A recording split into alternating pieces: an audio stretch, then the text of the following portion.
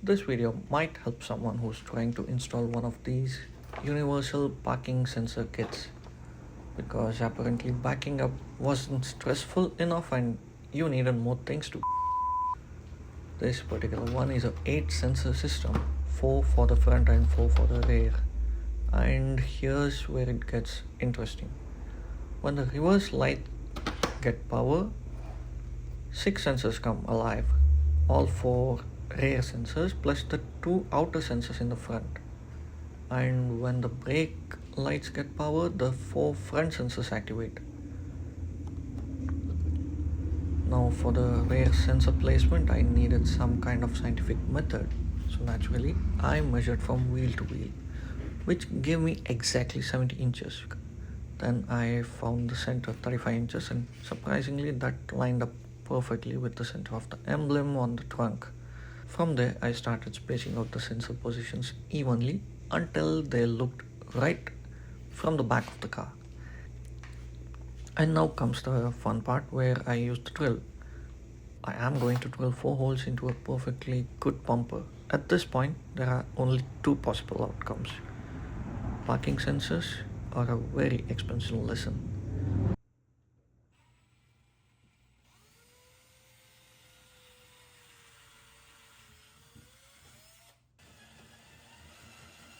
If the sensors are sequenced, make sure to follow them.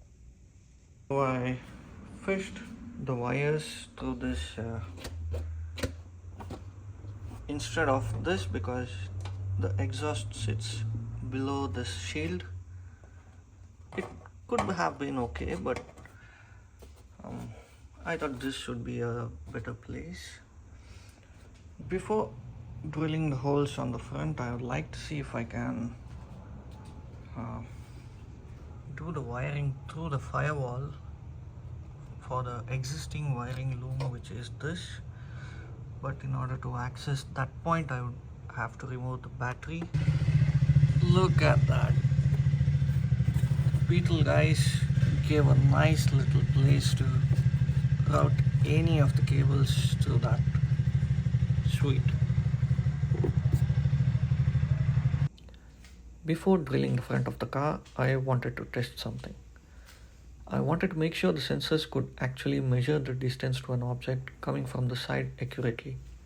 So I connected the main unit to its display, connected it directly to the battery, and temporarily mounted one of the sensors to the bumper using some tape. Now, instead of me driving the car towards a wall, which seems like a surprisingly bad way to test a parking sensor, I brought a wall to the car. This cardboard is basically my test wall.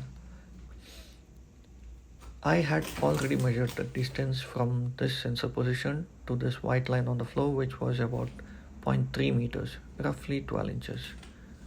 And when I brought the cardboard to that position, the sensor showed essentially the same distance. So, at least for this test, the sensor appears to know where the wall is. And more importantly, it tells me that the sensor position I have chosen is working correctly. Now all I have to do is measure the exact distance from this sensor position to the center line of the car and duplicate the measurement on the other side. 2 center sensors are a little bit easier. I'll route their wires through the firewall into the cabin, then bring all 4 front sensor wires towards the rear of the car where the main control unit will be installed.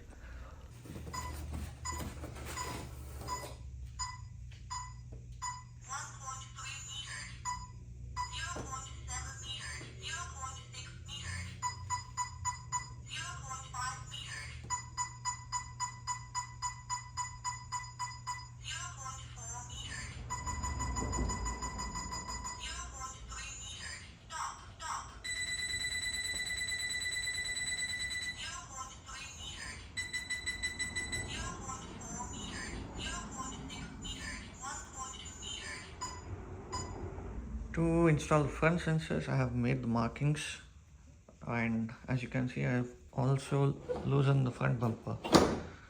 That's because the reinforcement structure sits exactly behind this. Small update: ran into a problem. After installing the sensors, I pushed it all the way in, but when I go to install the bumper, the sensors are getting pushed out because there is no space. The foam is pushing on the sensors. So now what I have to do is remove the bumper again, remove the sensors, drill some of the foam so that there is some space for the sensor to sit flush, and then reinstall this all over again. Remove the whole bumper, make some space for the sensor to go, and also clean this intercooler because there gets a lot of leaves trapped in here. So once the bumper is out, it's better to clean whatever you can in this area. This thing is complete. Wiring is well hidden. Now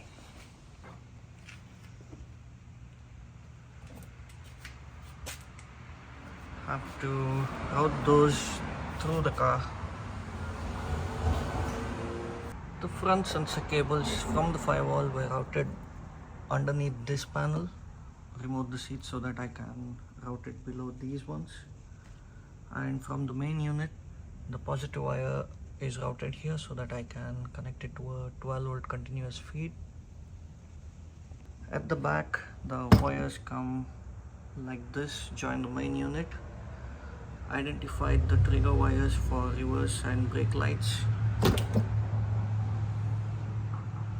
This looks so neat, almost like it came straight from the factory with these sensors. But let me show you something really interesting. The red wire for the unit's power is still not plugged in, and yet it works. See, totally unplugged. Right now, this display is just in a temporary spot until my friend decides where he actually wants to mount it. I would probably put it somewhere right above this rearview mirror. Let's test it out. Here I'm driving forward with the brakes engaged, so the front sensors are active.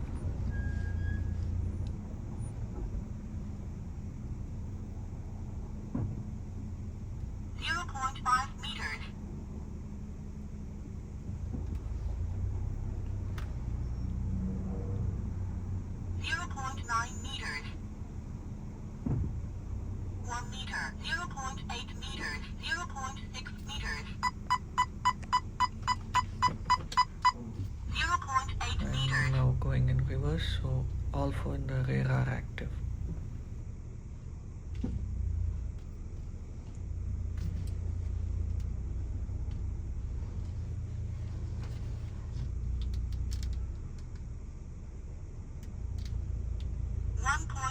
Meters, 1.3 meters, 1.1 meter. 1 meter, 0.9 meters.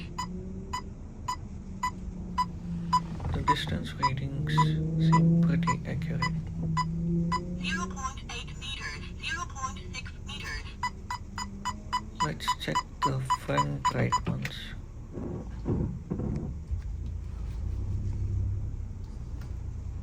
1 meter, 0.9 meters, 0.7 meters, 0.6 meters. Everything is working completely without any power input. How?